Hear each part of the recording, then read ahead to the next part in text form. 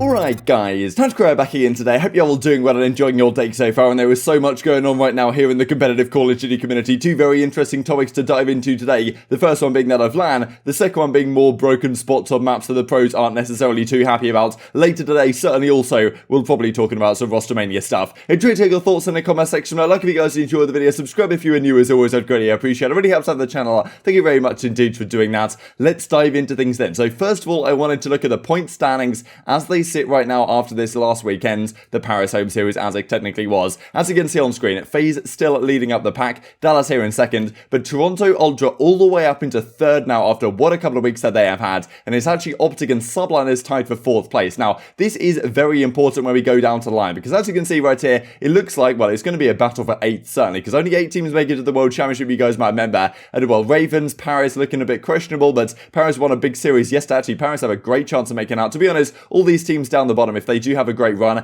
they still can make it out to top 8 certainly, but it seems to me that the top 7 are probably going to be there, and it's probably just a fight for one of these spots, right? Because Rokkr, you'd imagine, make it to champs, even though you're probably a little bit questionable if you're in their spot. You're definitely looking over your shoulder just a little bit, but certainly the top 6 I think are pretty much guaranteed at this point to make it to the World Championship, and one of these teams will make it to that top 8 spot, and right now it's Gorillas. I'm not necessarily sure they're going to be there at the end of the season, because it's going to get very competitive down there, especially with Seattle Surge making a change, it does appear. But on the other side of things, of course, these seedings for the World Championships are very important. If OpTic come top 4, I mean, right now they actually could drop down to top 6, right, if Thieves keep improving. That has, well, pretty big implications for who you play in the early rounds, right? You might be playing up against FaZe pretty early, not necessarily what you want to be if you have the best seed. That, of course, is going to give you the best opportunity to play the best teams, but at the end of the day, it is about making it to the World Championship that counts. But thought it was crazy to see how Toronto Ultra have risen these last couple of weeks, and as Clayster says, in preparation for next week's matches they're going to play, got 100 Thieves they're playing, then my birthday,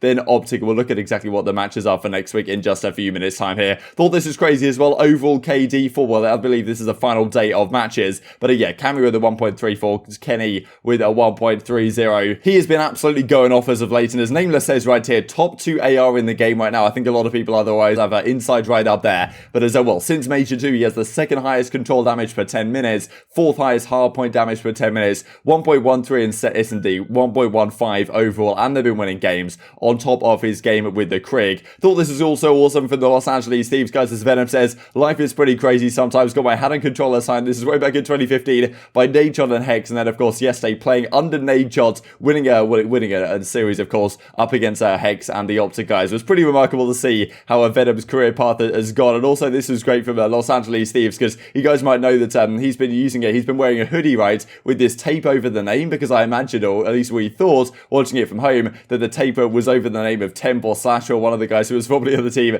but they actually get him his own hoodie right here. You see he's pretty happy about it, and he takes the tape off, and well, they put the tape over it regardless. He didn't realize it was his own one, so pretty cool to see him. And great story for this guy, certainly. I think he's been playing lights out, honestly, these last few days as well. So let's talk about this that Hector has to say yesterday then on the OpTic pre-show before the matches do kick off. Now, some really interesting stuff here actually, because well, first of all, a LAN for stage 4. We knew that LAN was coming back, but we really weren't sure when, where, like how, is there going to be fans, but he does give some pretty significant more details right here, saying that, well, I'll play the clip on screen for you guys in just a second, but effectively saying, look, LAN is going to be returning for stage 4 of the CDL. We imagine just for the major right at the very end. Also, you'd imagine that was also the case for stage 5. And then the World Championship, he says there's a possibility that we see fans at the events, but for the next 2 LAN events in stage 4, stage 5 majors, we imagine that is not going to be the case, but still, certainly a step in the right direction here. He's also talking a little bit about the OpTic Chicago homestand, but of course it doesn't really mean too much nowadays when you can't have fans at the arena. I thought maybe it would be possible for stage 5 major or something, but you know, at the end of the day, I guess it makes sense to try and give it a go for the World Championship, wherever the World Championship might happen to be, whatever state they decide to hold it in. Maybe it makes more sense depending on certain restrictions that they might happen to have, but seems like a LAN coming very soon indeed. You'd imagine it might be in the Texas area, given that's pretty much where all the players are based right now. All right, so we just got clarity on that. We don't see the LAN event until the following stage. Okay. And then after that, the following stage is the OpTic Chicago homestand. Yet to be announced as far as where it is. Not that it matters because no one's showing up anyway.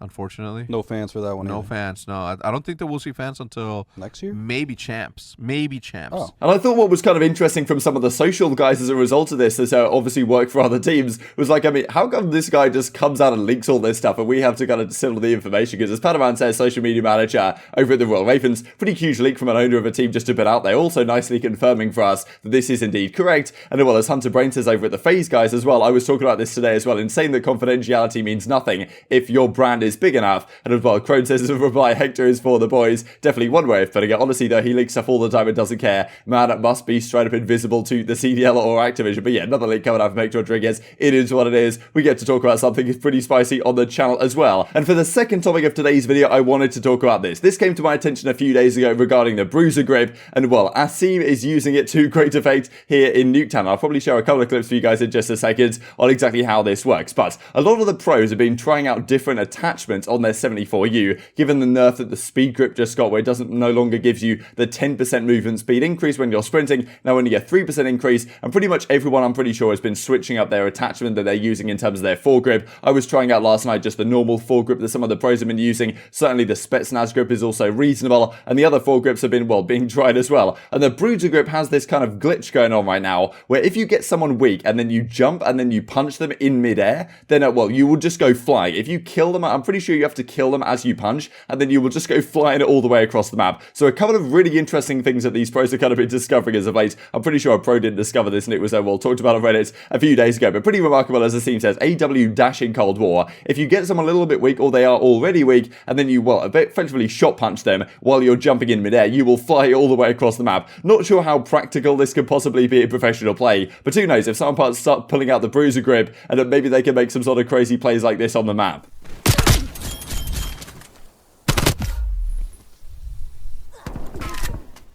Hardpoint is secure.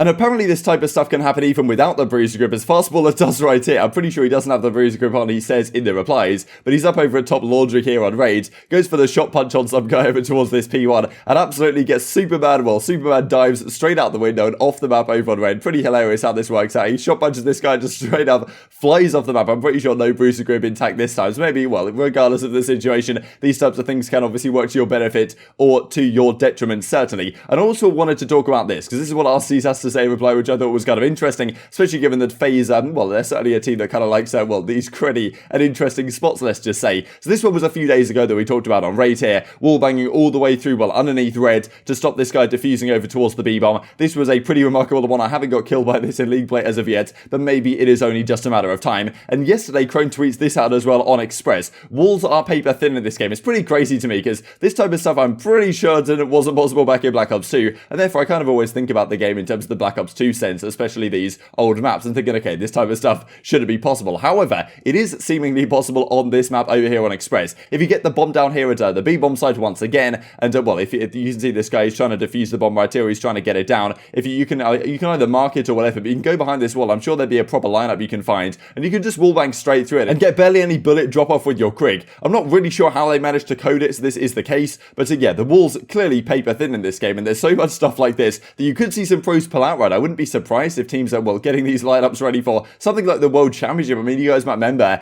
ILLey and, well, the Dallas Empire guys, they really brought some new things to play at the World Championship. You guys might remember their play on a gun runner they made in Search and Destroy, when ILLey would go all the way at the truck in the back with the sniper rifle, had a great line of sight over towards the B-bomb or whatever it was on the gun runner map, of course, and those are the kind of stuff that teams were pulling out for the World Championship. I wouldn't be surprised if some pros are aware of some other wall bangs on these maps that they could pull off and potentially pull out in an important match. I'm not really sure what's going on there because you guys might remember last season actually as well, and just another one popped into my head on it was on Arcitys Peak when Tim started pulling out that wallbang over towards them. Was it also the B-bomb side or my trip? Maybe it was the A-bomb side actually that time around over on Arcitys Peak, and he was straight wallbanging through that fence over there to get the guy off bomb, and that was the type of stuff we saw pulled out around this time last season. So maybe something like this will happen going forward as well, but Arcitys doesn't necessarily seem too happy about it. Can we please stop this, man? Everyone stop shooting at walls, straight weirdos, you know. But so, you know, at the end of the day, if this stuff gives you a competitive advantage, I mean, you've got a 2-pack over there over at Search and Destroy Analyst. If this type of stuff comes to his attention or he finds something like this, surely, I mean, it's not unintended, right? It's coded into the game. That's the whole discussion from way back in Black Ops 3, the unintended line of sight stuff that Priestahh had to deal with that, well, some of you OGs, I'm sure, will also remember. But this type of stuff is coded into the game, right? I mean, the wall is clearly wall bangable. There's, for some reason, no bullet drop off at all. And whether this is unintended or not, it is possible within the game state itself. So if you're using this in a match, I mean, you know, well, who's going to really stop you? I wouldn't be surprised at some point if someone tries to pull something like this out, especially in an important series where technically I don't seem to see how this is potentially gentleman's agreemented at the present time. So really interesting stuff, especially because FaZe seem to be the team that tends to like to go down these routes to, well, exploit some of these opportunities that they find themselves in the game. And I thought this is pretty funny as well. Just the final thing I mentioned before we'll talk about the standings or the matches even for next week in the schedule. They said, well, you guys might know that Kenny uses his triangle button an awful lot to, well, YY all the time. Seems to be working for him, keeps him fresh on the stick so he can absolutely beam people across the map. And as Gro says, Kenny's triangle button gets absolutely abused every match. I feel sorry for it.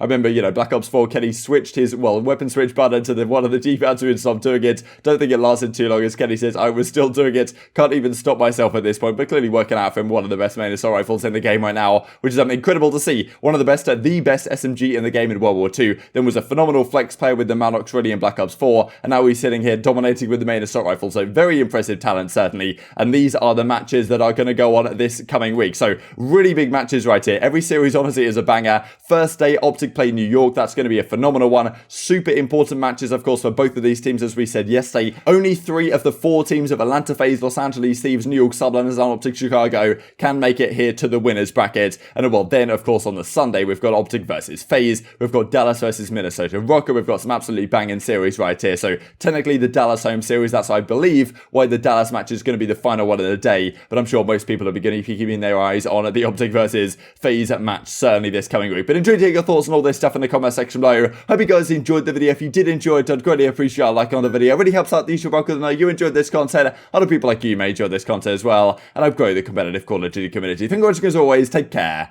And I will see you next time. So you got the tape again? Stay having the tape, bro. What? Why don't you just check what's under the tape, though? Just curious. Who do you got on today? Oh, snap. Yo, hoodie? No way. Wait, look in the mirror, dude. Yo, no way you guys taped me up again, though. You might be moving different today with your name on. Yo, I might be moving different. Different versus Scumpy. This is lit, bro. I don't have to hide my identity.